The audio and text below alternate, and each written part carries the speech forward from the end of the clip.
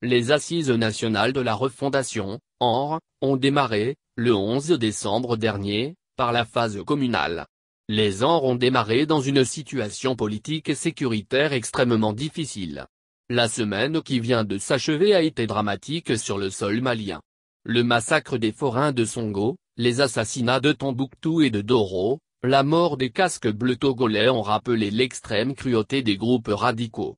Au plateau d'Ogon, plusieurs passagers de car sont toujours retenus en otage par les groupes extrémistes. L'arrestation puis l'incarcération de Dr Oumar Mariko dans une procédure d'injure a fortement contribué à crisper une situation déjà tendue par des déclarations du Premier ministre Dr Kshogel Kokala Maïga. Avant le démarrage des travaux des ANR, le président de la transition, colonel Assimi Goïta s'est adressé à la nation, le 9 décembre, dans une allocution radio-télévisée. Selon le chef de l'État, les Assises nationales de la refondation, qui s'engagent ce samedi 11 décembre et se terminent le jeudi 30 décembre 2021, sont une aubaine pour instaurer entre toutes les filles et tous les fils de ce pays un dialogue franc, direct et fécond, afin d'atténuer les querelles infécondes qui tendent à miner le processus de transition en cours et nuire à l'espoir de renaissance du peuple malien, pourtant épris de paix et de justice, mais particulièrement attaché à ses valeurs. Les Assises nationales de la refondation de l'État sont, par vocation, ouvertes au peuple malien, donc au Mali profond, le Mali des paysans, des bergers, des artisans, des ouvriers, des ménagères, des personnes âgées, dépositaires de notre sagesse, des communicateurs traditionnels, gardiens de notre patrimoine culturel, des personnes déplacées ou réfugiées. Bref, le Mali de ceux qui souffrent le martyre en silence, le Mali des sans-voix, a souligné le colonel Goïta dans son discours.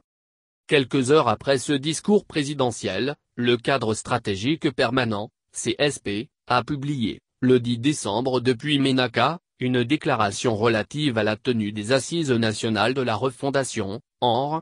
Le CSP regroupe en son sein l'essentiel des groupes armés signataires de l'accord pour la paix et la réconciliation issu du processus d'Alger. Les organisations membres du CSP, en l'occurrence l'ACMA, la plateforme et l'ACMI, après plusieurs tentatives d'aboutir à un consensus politique avec les autorités de transition autour du processus d'organisation d'assises nationales consacré à la refondation du Mali, informent l'opinion nationale et internationale que l'approche d'organisation mise en place de façon unilatérale par le gouvernement a exclu les mouvements signataires, peut-on lire dans cette déclaration signée par son porte-parole, Moussa Aga Charatouman. Le CSP, précise le texte, remarque également l'exclusion et la non prise en compte d'importants acteurs de la vie politique malienne malgré leur disponibilité à accompagner ces assises. Au regard de ce qui précède, le CSP déclare que les conclusions des Assises nationales de la refondation sous leur forme actuelle ne sauraient nullement engager ces organisations membres, a annoncé le CSP. Ce boycott du cadre stratégique permanent qui vient renforcer la position tenue jusque-là par le cadre d'échange pour la réussite de la transition fragilise davantage le président de la transition et son gouvernement. Les ANR apparaissent comme cet éléphant au pied cassé. Ni le président de la transition ni le Premier ministre n'ont réussi à rassembler les différentes composantes de la nation à prendre part à ces assises.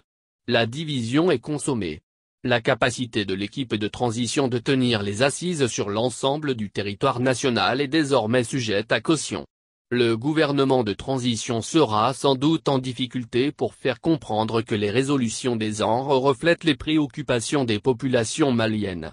Celles ou ceux qui rêvent à travers les ANR de proroger la transition de 2 ou 3 ans et d'engager la procédure de rédaction d'une nouvelle constitution doivent retrousser leurs manches pour des combats rudes.